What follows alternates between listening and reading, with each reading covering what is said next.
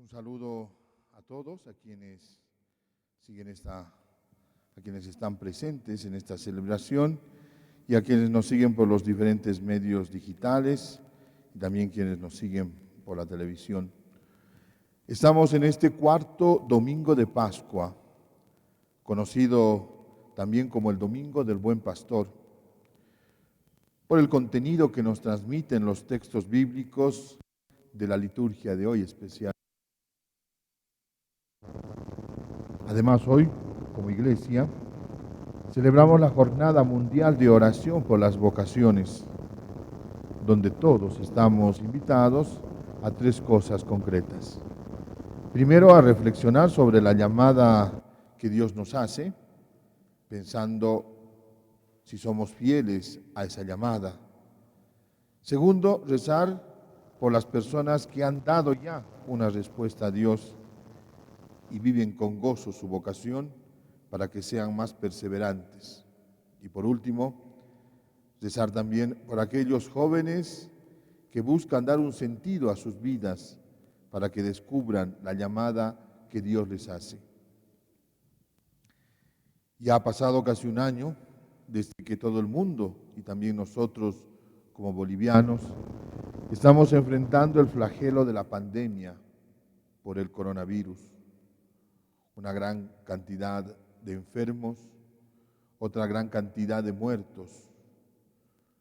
Nos hemos ilusionado con la fabricación de vacunas, sin embargo, a pesar de que se diga lo contrario, esto no es suficiente.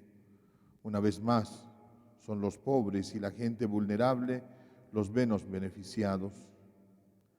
Además, ojalá nuestras autoridades asuman con mayor responsabilidad su tarea frente a esta crisis sanitaria y así no nos estemos lamentando de situaciones de dolor y sufrimiento. Como bolivianos también estamos enfrentando una crisis social. Aún no se adoptan medidas concretas para que la educación sea para todos accesible y garantizada, en especial en este tiempo de pandemia. A esto se suma la difícil situación económica de muchos hermanos y hermanas que están sufriendo, en particular aquellos que no cuentan con un trabajo. Además, vivimos un clima de tensión política que acapara la atención no solo de los actores políticos, sino también de la misma prensa. Y por esta razón, el tema de la pandemia parece que pasó a un segundo plano. Y así no vemos que nuestras autoridades se preocupen como debe ser. En medio de este panorama aparentemente desalentador, es que como cristianos celebramos la Pascua. Y durante este tiempo escuchamos que se nos dice en las celebraciones, cuando rezamos el prefacio, el mundo entero está llamado a la alegría. Esto no es ninguna paradoja y tampoco un desentenderse del sufrimiento de la gente. Como cristianos, nos manifestamos alegres por el triunfo de Cristo sobre la muerte. Alegría porque se han cumplido las promesas de Dios.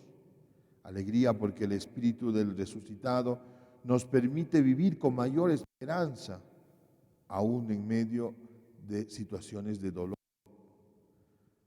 Nos hace entrar en la certeza de que todo este clima tenso, desolador, cambiará. Recordemos lo que se nos dice en el Salmo responsorial de hoy. Den gracias al Señor porque es bueno, porque es eterno su amor. Estamos llamados a dar testimonio de la Pascua confiando en el amor que Dios nos tiene, un amor que no defrauda. La primera lectura de hoy, tomada del libro de los Hechos de los Apóstoles, nos relata el testimonio de los primeros discípulos que gracias al poder del resucitado continúan haciendo milagros, dice parte del texto. Sepan ustedes y todo el pueblo de Israel, este hombre está aquí sano delante de ustedes por el nombre de Jesucristo, al que ustedes crucificaron y Dios resucitó de entre los muertos. En esta frase, Pedro hace dos afirmaciones. Por un lado, reconoce el poder de Cristo resucitado y por otro, denuncia a quienes fueron verdugos de la muerte de Cristo. Lo importante es el reconocimiento de aquella fuerza del resucitado que también hoy sigue actuando y nos anima a superar no solo la enfermedad, sino también toda situación de sufrimiento, y que al mismo tiempo nosotros como cristianos estamos llamados a testimoniar, a anunciar. Este anuncio implica, sin embargo, una serie de desafíos, ya que hoy en día podemos ver con dolor y tristeza cómo se quiere relegar a un segundo plano la dimensión espiritual de la persona, con ataques a la iglesia, con ataques a los mismos cristianos. Esto demuestra lo que también se dice en la primera lectura al referirse a Jesucristo. Él es la piedra que ustedes, los constructores, han rechazado y ha llegado a ser piedra angular. Eso significa que la garantía de la presencia, de la existencia de la iglesia, no está en el actuar humano, sino que la iglesia se fundamenta, está cimentada en Cristo. Él nos da la garantía de que a pesar de ataques, la iglesia continuará su misión de anunciar al mundo la buena noticia.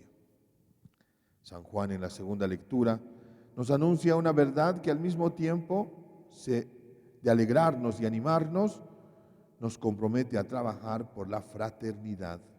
Nos dice: miren cómo nos amó el Padre, quiso que nos llamáramos hijos de Dios y nosotros lo somos realmente. Todos somos hijos de Dios y al compartir esta paternidad espiritual nos hacemos también hermanos entre nosotros. Esta realidad debe superar toda división entre personas, toda división entre bolivianos.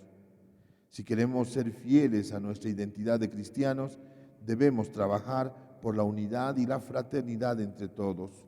Basta de divisiones. Reconozcamos que somos hermanos, a pesar de nuestras diferencias.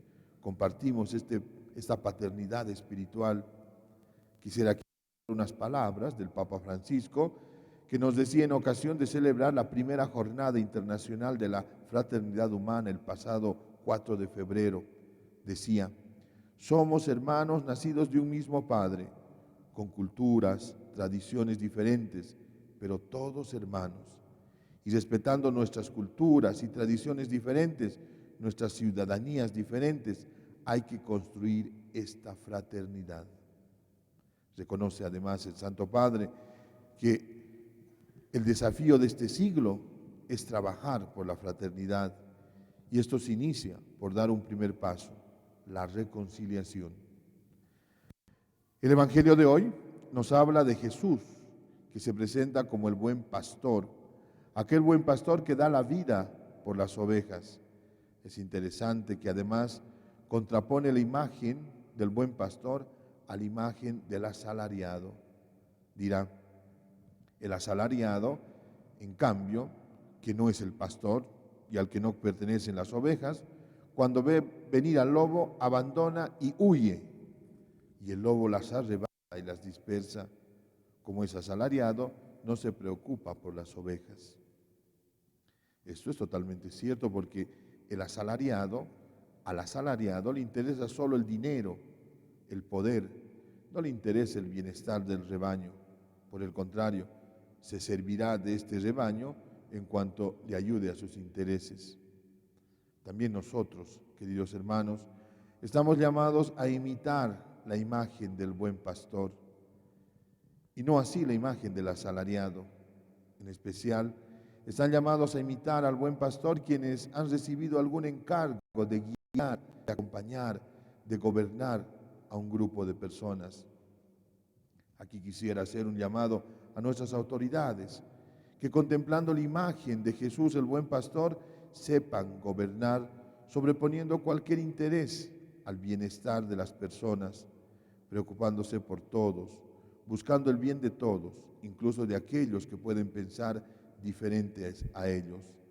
Jesús en el Evangelio es claro, dice: tengo además otras ovejas que no son de este corral, y a las que debo conducir. Ellas oirán mi voz, y así habrá un solo rebaño y un solo pastor. El trabajar por la fraternidad, por la unidad, si bien es tarea de todos, es primera responsabilidad de nuestras autoridades, que no han sido elegidas para dividirnos, sino para que junto con ellos vayamos construyendo esta unidad, esta fraternidad deseada por Jesús. Pero además, esta imagen de buen pastor, estamos llamados a imitar todos aquellos que hemos consagrado nuestra vida a Dios y hemos recibido por encargo suyo el guiar y acompañar al pueblo desde la vocación que hemos recibido. En especial me refiero a la vocación sacerdotal.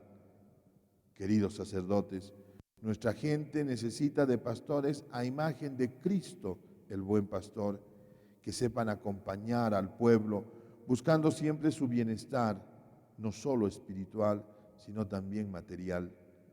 Que sepan defenderlos de todo tipo de ataque y que en los momentos de dificultad no se vean abandonados a la suerte de lobos rapaces. La gente necesita pastores capaces de tener una relación cercana con la gente, al punto que podamos decir lo que dice Jesús en el Evangelio: conozco a mis ovejas y mis ovejas me conocen a mí. No hay peor pastor que aquel que no mantenga una relación cercana con la gente y no conozca sus necesidades. Si no conocemos a la gente, si no conocemos sus necesidades, seguro que las conduciremos por caminos equivocados. Decíamos que hoy también recordamos la Jornada Mundial de Oración por las vocaciones, por las diferentes vocaciones que hay en nuestra iglesia: la vida matrimonial, la vida consagrada, la vida laical. Por eso quisiera que hoy podamos elevar una oración por tantos matrimonios que, habiendo reconocido la llamada que Dios les hizo a formar una familia, se esfuerzan por dar buen testimonio del amor de Dios. Rezar también por tantos varones y mujeres que desde su testimonio en la vida diaria, como laicos, saben responder a su vocación, viviendo con alegría su ser cristiano. Recemos por tantos religiosos y religiosas que desde sus carismas particulares hacen presente en este mundo el reino de Dios, trabajando en hospitales, colegios, barrios, sirviendo en especial a los más pobres. Les pido también recemos por los sacerdotes, quienes han respondido al llamado de Dios y gastan su vida en el servicio en nuestras parroquias.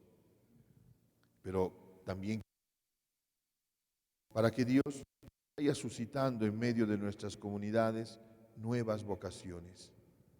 Animemos y acompañemos a los jóvenes para que descubran lo que Dios les está pidiendo y digan sí al proyecto de Dios en sus vidas. Parafraseando al Papa Francisco, ayudemos a los jóvenes a que digan sí al sueño de Dios. Que María, nuestra Madre, Reina de las Vocaciones, nos ayude con su intercesión para que Dios despierte en el corazón de los jóvenes una respuesta valiente a entregar su vida sirviendo a Dios y sirviendo a su pueblo.